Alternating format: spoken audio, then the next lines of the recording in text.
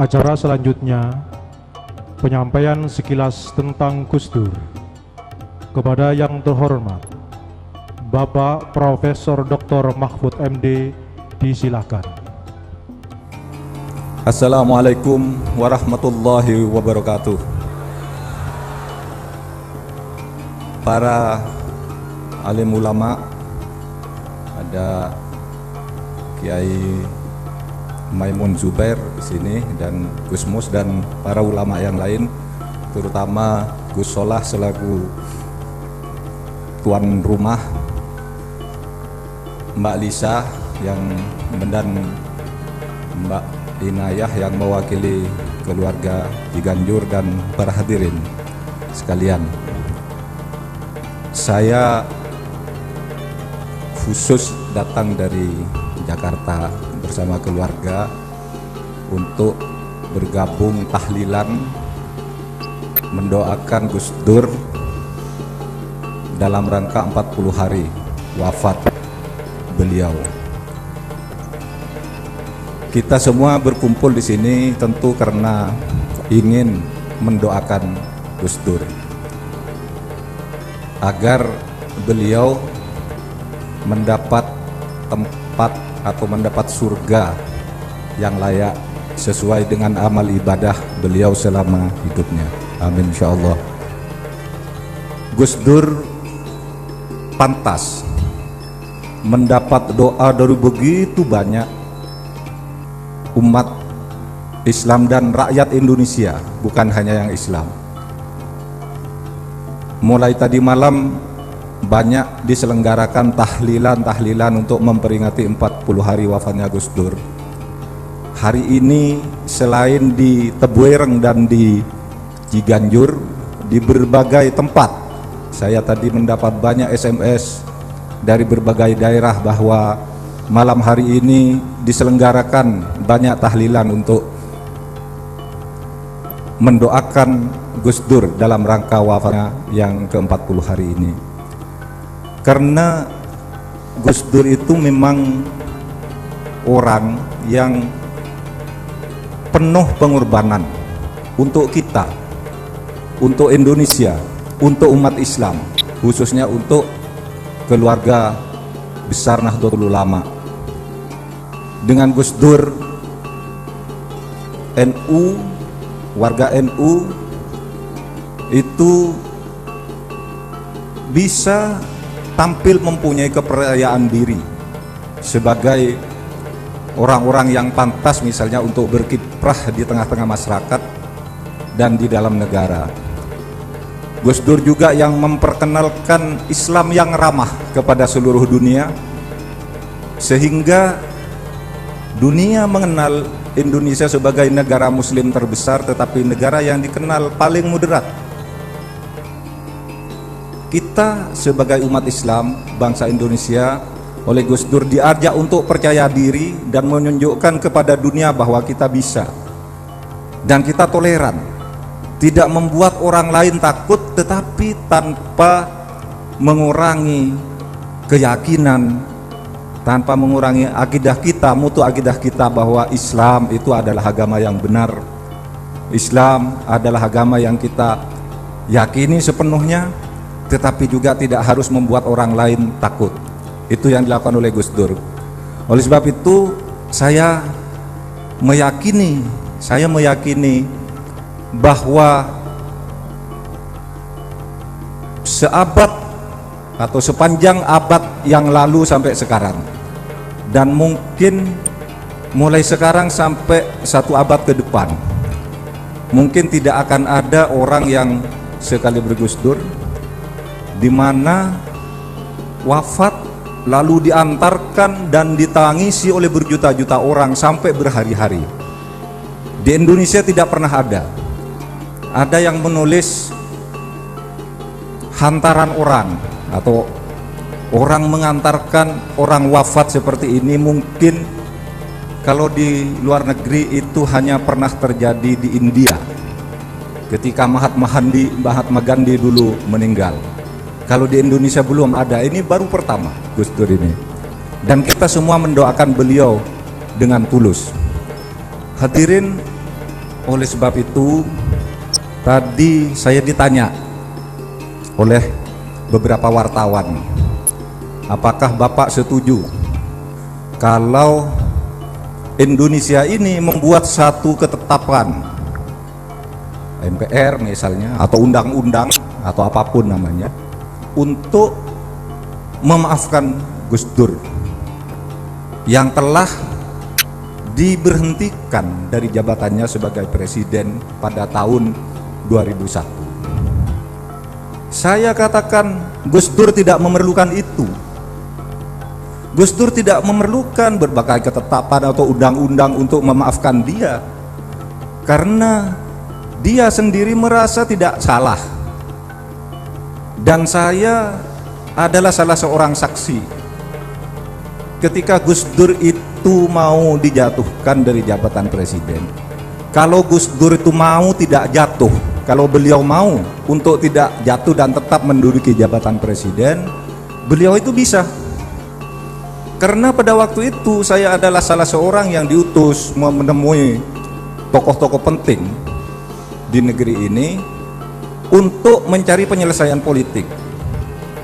Lalu pada saat itu ada tawaran, bisa Gus Dur selamat dari di jabatan itu dan tidak akan jatuh asal Gus Dur mau merombak kabinet dan memberi jabatan ini kepada ini, memberi jabatan menteri ini kepada si B, jabatan ini kepada si A dan sebagainya. Saya sampaikan pada Gus Dur pada waktu itu.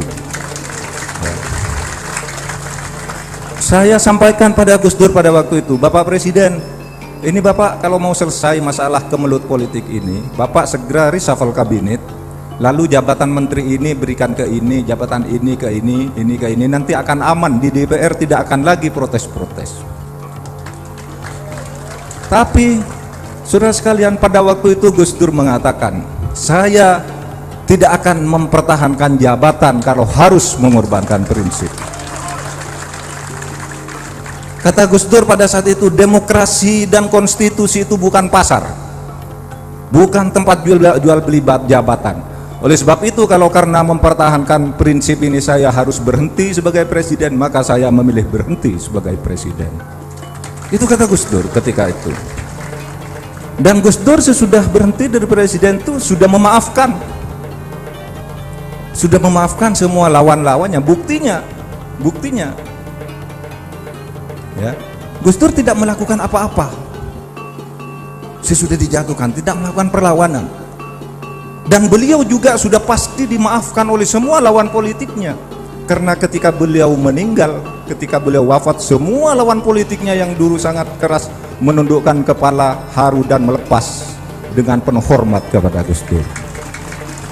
Jadi saya kira tidak terlalu perlu kita ikut-ikut mendorong ada ketetapan MPR, ada undang-undang agar Gus Dur dimaafkan. Saya kira kehadiran kita semua di sini, doa-doa rakyat Indonesia yang terus beruntun selama 40 hari ini sesudah Gus Dur meninggal, sesudah Gus Dur wafat, itu tanda bahwa rakyat Indonesia bukan hanya memaafkan Gus Dur tetapi juga sangat mencintai Gus Dur.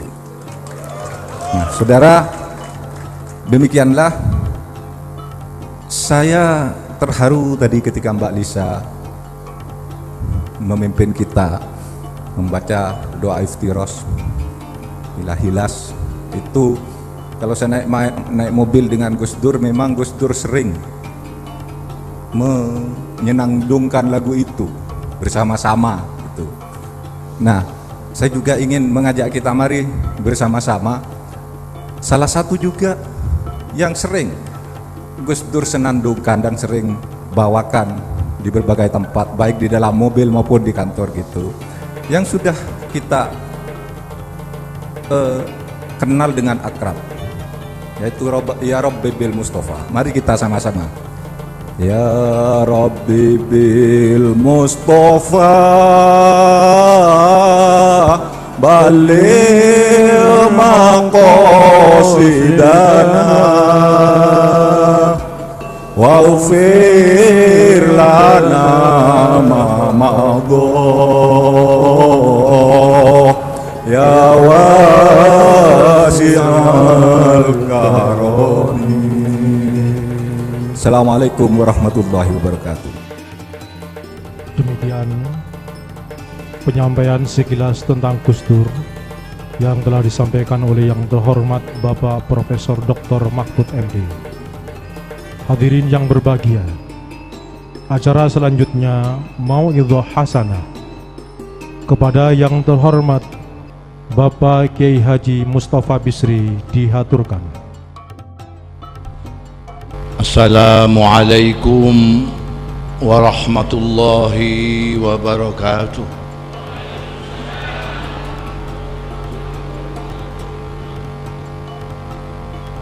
Subhanallazi tafarrada bibaqa'ih, Subhanallazi tafarrada bihayatih, Subhanallazi khalaqal mauta wal hayata liyabluwana ayyuna ahsanu amala. Wa asyhadu an la ilaha illallah wahdahu la syarika lah, wa asyhadu anna Muhammadan abduhu wa rasuluh. Allahumma fasalli wa sallim wa barik wa tarahham wa tahannan ala abdika wa rasulika sayyidina wa maulana Muhammadin wa ala alihi wa ashabihi wa man tabi'ahu dah, amma ba'd. Hadaratil afadil sadatil ulama wal masyayikh ala izza, wa fil muqaddimah sahibul fadilah wal karamah Sayyidid Syekh Yai Maimun Zubair Dima Izu. Yang terhormat dan yang saya hormati pengasuh Pondok Pesantren Tebu Ireng Gus Solah dan segenap keluarga, Ananda, Alisa Kotrun Nada dan segenap keluarga Gus Dur. Yang terhormat dan yang saya hormati para pejabat, khususnya Bapak Dr. Mahfud MD, Bapak Wakil Gubernur, ibu-ibu, bapak-bapak, saudara-saudaraku sekalian, rahimakumullah. Malam ini kita kembali mendoakan orang yang menyintai kita semua, Kiai Haji Abdurrahman Wahid, Gus Dur,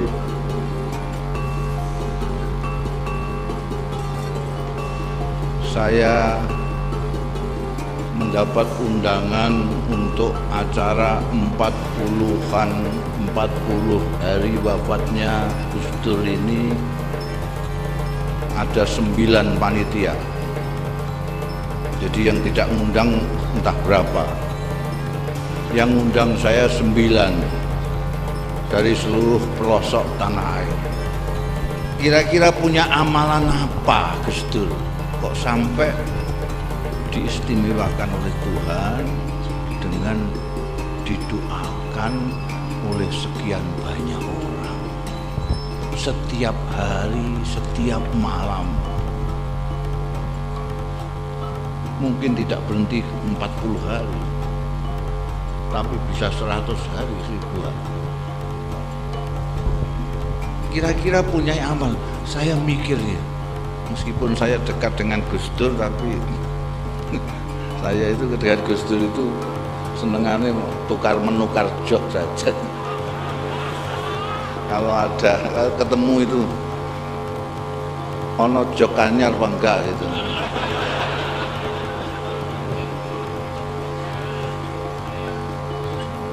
Di dalam soal humor, jadi termasuk ciri orang yang sangat cerdas adalah dia mempunyai sense of humor yang cerdas. Gus Dur adalah salah satunya atau justru yang paling di atas. Gus Dur tidak hanya humoris, tetapi humoris yang berani mentertawakan diri sendiri. Jarang itu ada orang.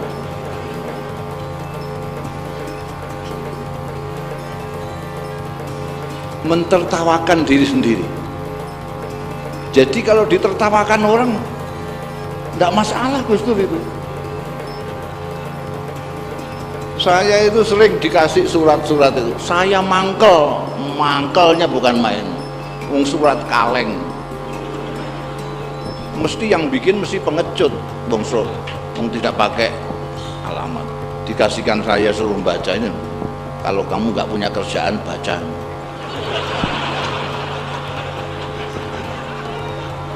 Rupanya dia tahu kalau saya tidak punya kerjaan. Saya baca sambil ngamuk saja.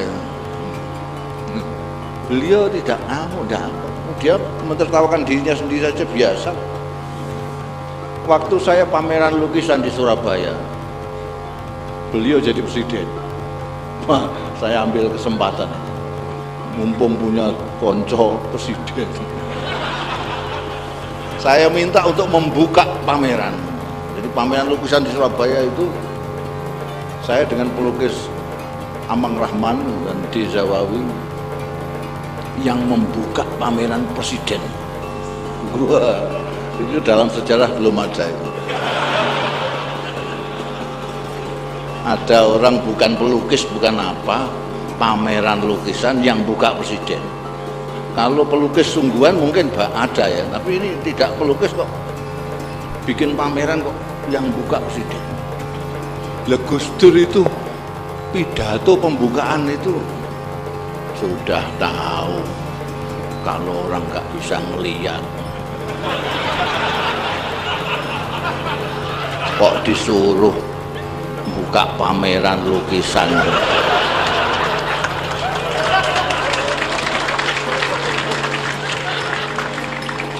Itu Gus.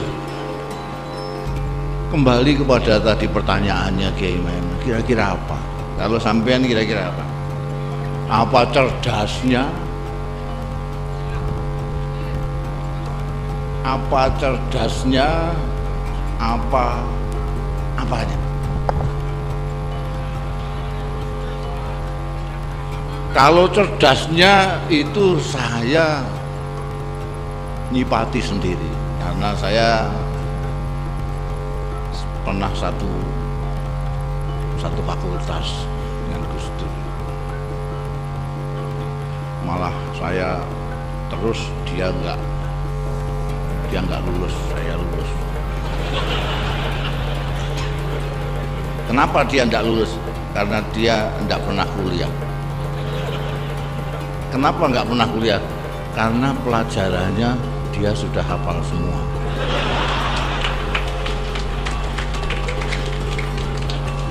Jadi Gus Dur itu memang lucu. Ketika saya datang ke sana ini beliau belum kuliah. Padahal sudah datang lebih dulu di Mesir itu. Kenapa Kiai Wahid Hasyim beliau mengaku Pancasila barang itu kok Islam mulai lho. Pondokan sampai baca sejarahnya sendiri, kecintaan kepada Indonesia. Kenapa kiai-kiai menyetujui asas Pancasila? Karena kecintaan kepada Indonesia. Kenapa kiai-kiai mengangkat Bung Karno sebagai waliul amri doruri bisyauka? Karena cinta kepada Indonesia. Pendek kata, ajaran Mbah Hasyim, Mbah Wahid, Gus Dur itu untuk kita semua harus dicamkan bahwa kita ini adalah orang Indonesia yang beragama Islam. Ini di mana-mana saya katakan, kita ini adalah orang Indonesia yang beragama Islam, bukan orang Islam yang kebetulan di Indonesia.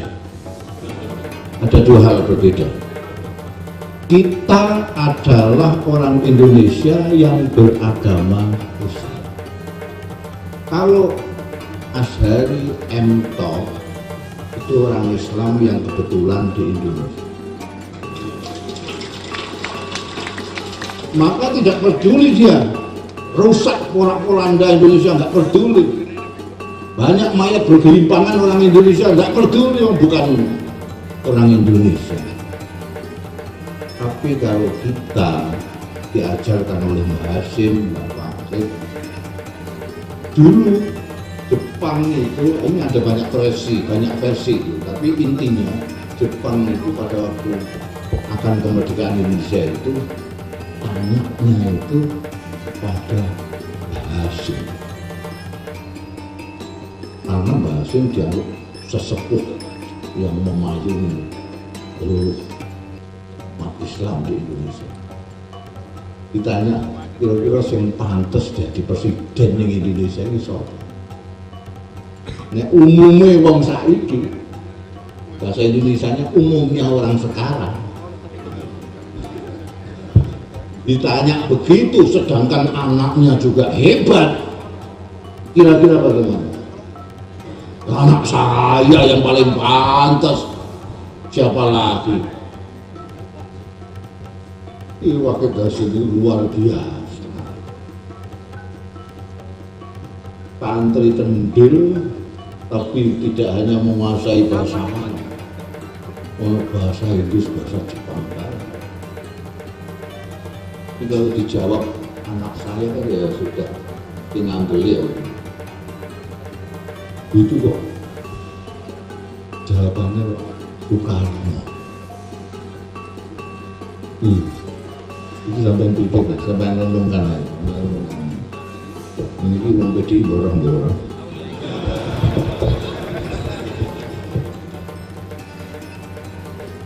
Jadi Gus Dur menyintai manusia dan beliau tidak pernah punya dendam.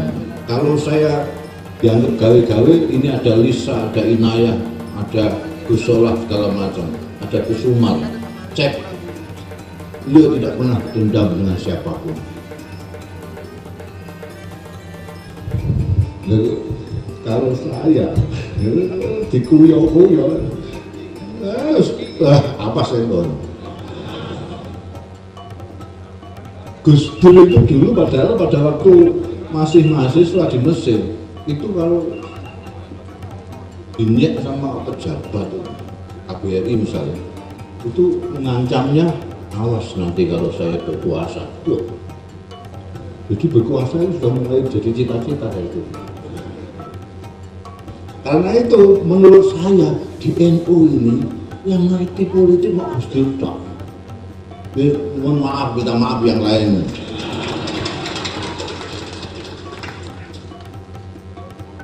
Karena apalagi politik praktis itu adalah politik kekuasaan. Loh, NU dia partai politik cilikan, cilik lah ngerape ya, dia kok majelis taklim. Loh, yang gede-gede saja. Apa namanya, gabungan itu namanya koalisi loh, bisa bukan sampean zolimi kayak mana pada tahun 71. Kenapa? Supaya gede Golkar itu. Oh, nek gede tak ora zolim lagi. Sebab tapi kan orang NU, karena dia tujuannya muasal. Kalau orang-orang jajar itu ada Muhyiddin Abdul Usman. Coba kalian tanya itu cita-citamu kok jadi berpolitik sekarang itu apa? Tujuanmu apa? Apa mau menguasai Indonesia? Oh enggak orang. Kalau Gus Dur iya.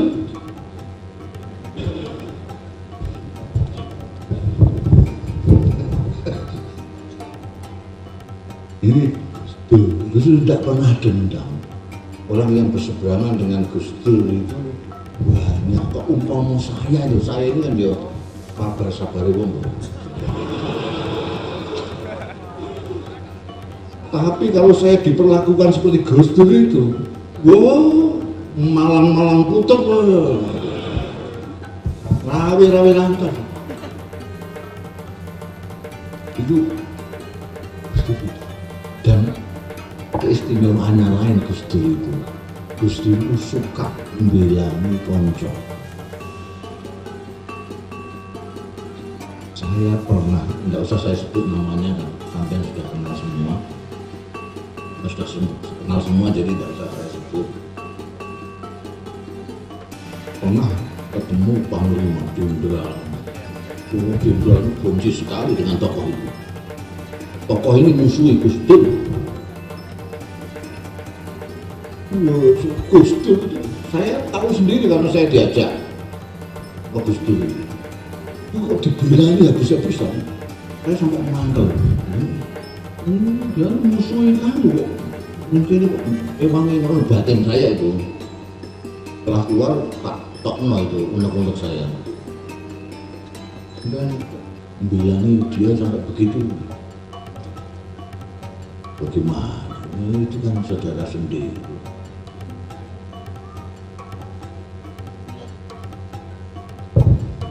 Memang banyak yang tahu, Gus Dur itu punya saudara sebangsa, punya saudara seagama, punya saudara se-NU, punya saudara semanusia.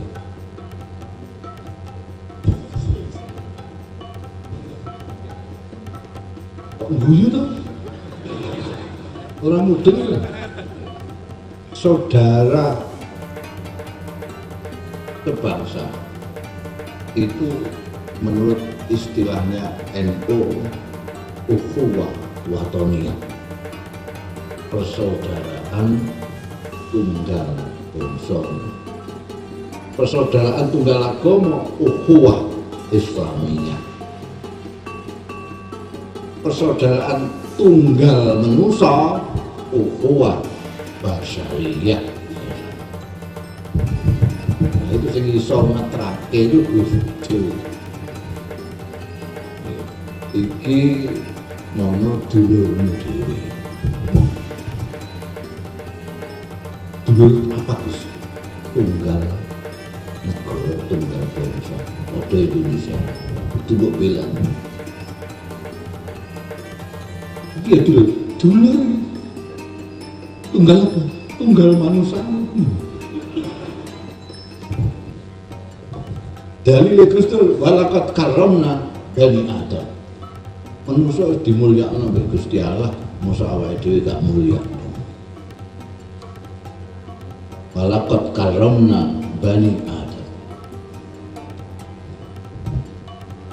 Yo, tahu-tahu sudah jam 12:30.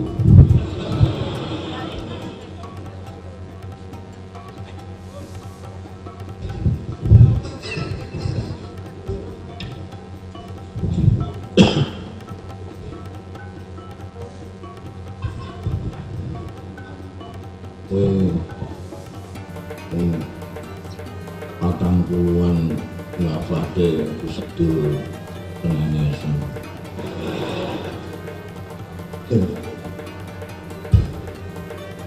Kalau Gus Dur saja bisa wafat, apa meneh kamu potongan begitu?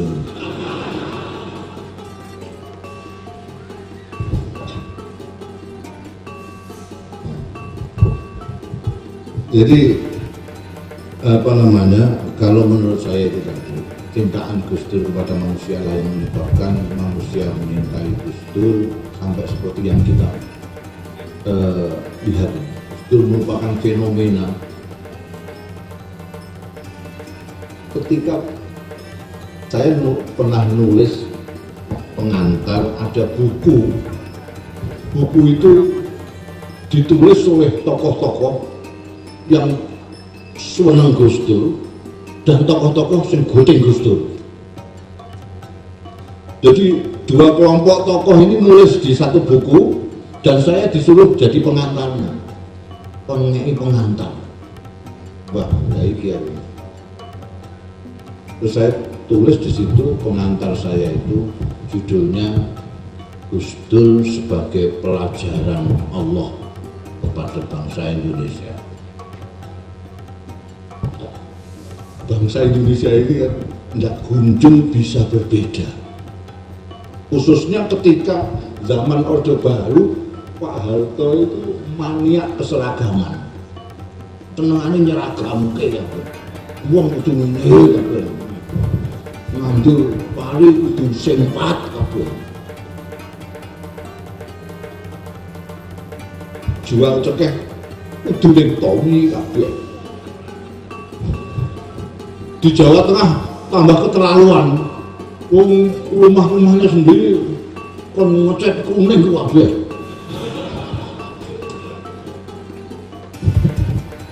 Kita terus tambah sulit untuk berbeda itu. Agama. Beda sedikit tukaran, beda sedikit berkelahi, berbeda sedikit bertikai. Dikasih Gusti Allah anugerah hari raya 2 kali malah tukaran. Itu enggak ada, di mana-mana enggak ada. Ono Idul Fitri kok 2 kali enggak ada. Kecuali Indonesia. Idul Adha 2 kali hanya di Indonesia. Itu saking cintanya Allah kepada bangsa Indonesia. Lainnya dikasih 1, kita dikasih 2.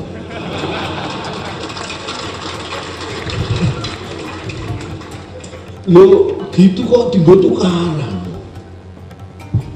Sing Senin gak sah. Yang Selasa muni, oh sing gak salah, geger. Kaya sah mbak sah itu hak ndikne. Sah tidak sah itu hak Gusti Allah. Geger ra karuan. Enggak bisa berbeda sedikit, enggak bisa. Maka kira-kira Gusti Allah gegeten. Terus dikasih pelajaran yang paling hebat. Kita dikasih imam yang paling kontroversial, Gus Dur. Coba sampai nalar Gus Dur jadi presiden Indonesia, dia tidak punya fraksi ketika itu. Oh, dia ketua NU, tidak punya fraksi. Kiai-kiai semua banyak yang nggak setuju, hampir semua nggak setuju. Saya ingat yang setuju cuma Kiai Zainal Abidin. Yang lain yaitu apa? Semuanya nggak setuju. Kayak Abdul Aziz ini juga nggak setuju.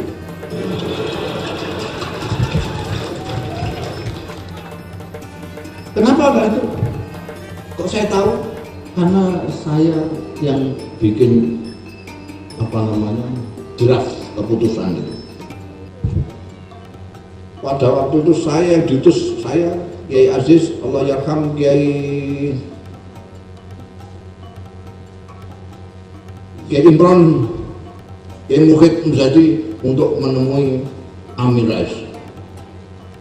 Setelah ketemu itu, saya laporan ke Kiai-Kiai di Akasia, terus akhirnya diputuskan bahwa Kiai-Kiai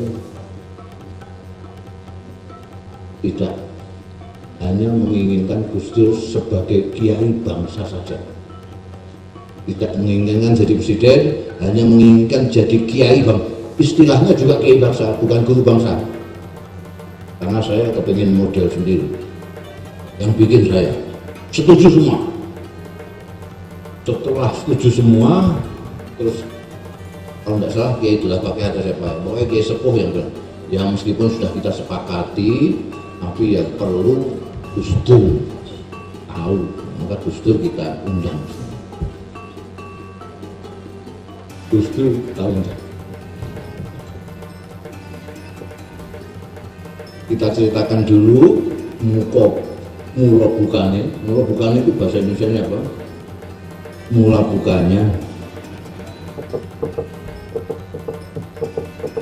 Lalu saya bacakan draft itu bahwa kiai-kiai lebih setuju Gus Dur menjadi kiai bangsa pada jadi presiden. Sudah dibacakan gitu, Gus Dur angkat bicara. Mohon maaf para kiai, status saya sekarang ini bukan dicalonkan, tetapi mencalonkan diri. Silahkan dicek itu yang masih ingat. Kalau tidak ada fraksi di MPR satupun yang mendukung saya, saya sudah dapat 90 tanda tangan anggota MPR yang mendukung. Sudah cukup. Ya sudah, terpaksa redaksi keputusan yang saya bikin tadi, saya lagi yang merubah. Meskipun, saya tambahin meskipun para kiai lebih senang kalau Gus Dur jadi kiai bangsa saja. Namun kalau menurut ijtihadnya Gus Dur mau mencalonkan presiden, kiai-kiai tidak menghalangi.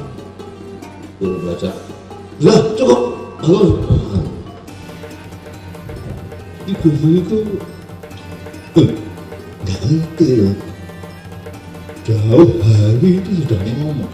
Malah ada seorang intelektual, nggak usah saya sebut namanya, nanti kalau sampai cari malu dia. Dia nelpon saya gugup sekali. Gus, ini tolonglah ini, Gus itu diberitahu sudah tambah nemen. Nemen bilang, oh sudah nyusun kabinet. Terus saya goda, saya itu kira-kira 1 atau 2 bulan sebelum Gus Dur jadi presiden. Saya goda orangnya, lah sampai dijadikan menteri apa? Enggak, saya sudah minta katanya sampai di LSM saja.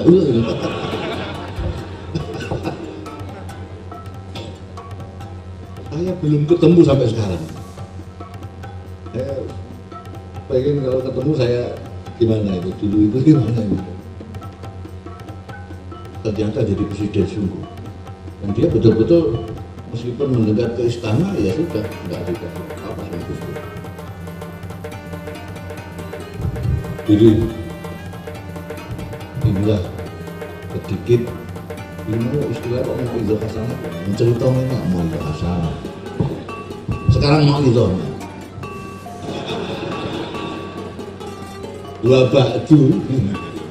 Kalau kita betul-betul mencintai Gus Dur, ya sedapat mungkin kita mengambil teladan-teladannya sak mampu.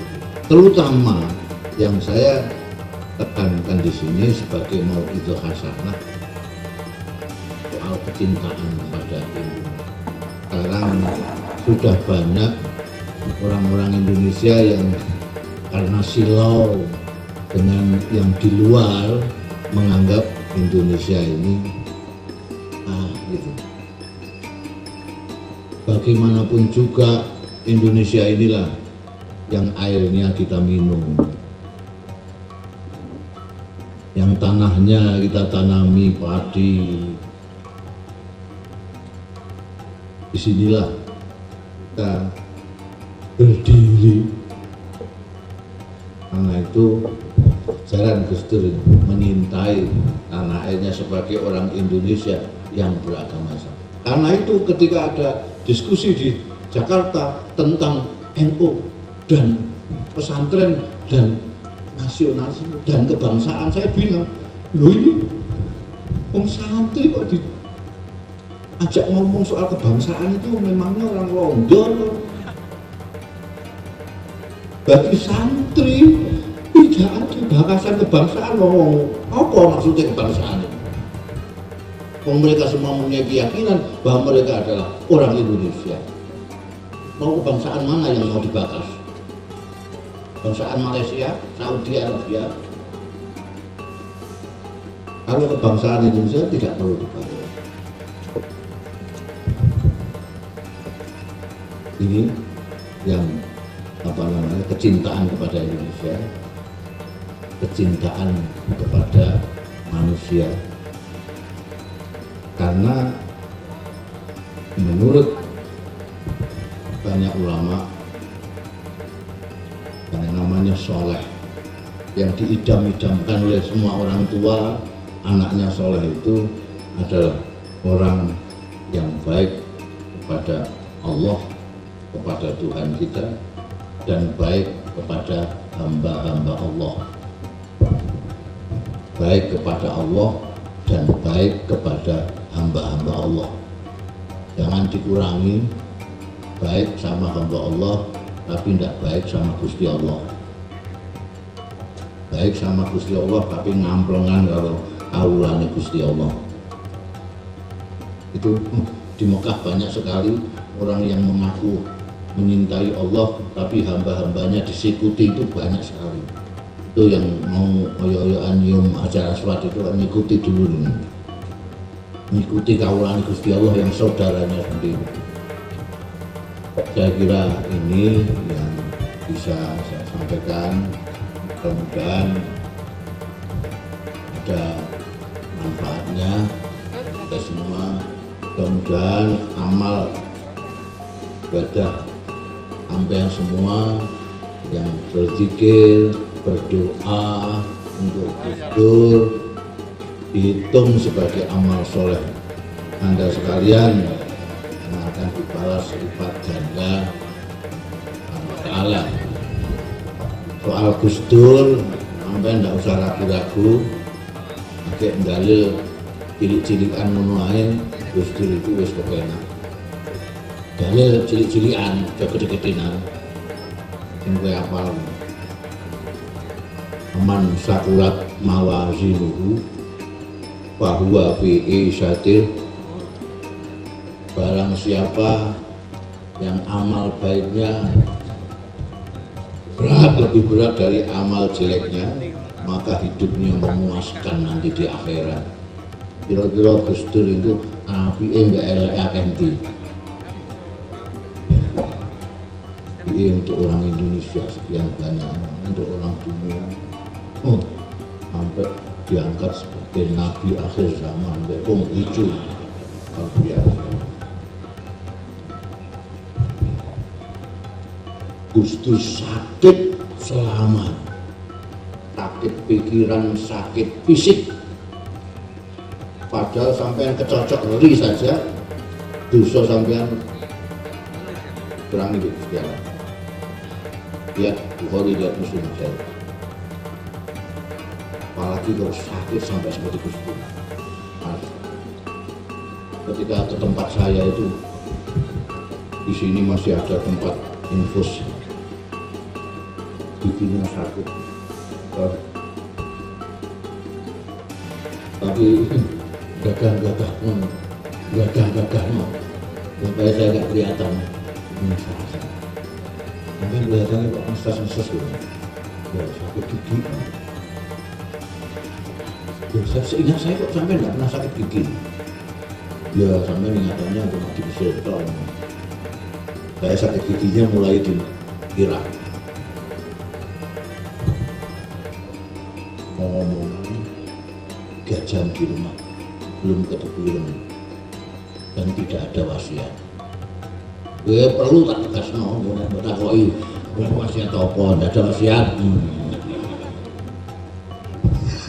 Wasiatnya ya perilakunya beliau itulah merupakan wasiat untuk kita semua. Agar kita menyintai manusia, agar kita tidak mendendam kepada orang meskipun tidak cocok dengan kita, dan menyertai tanah air Indonesia. Demikian kurang lebihnya mohon maaf.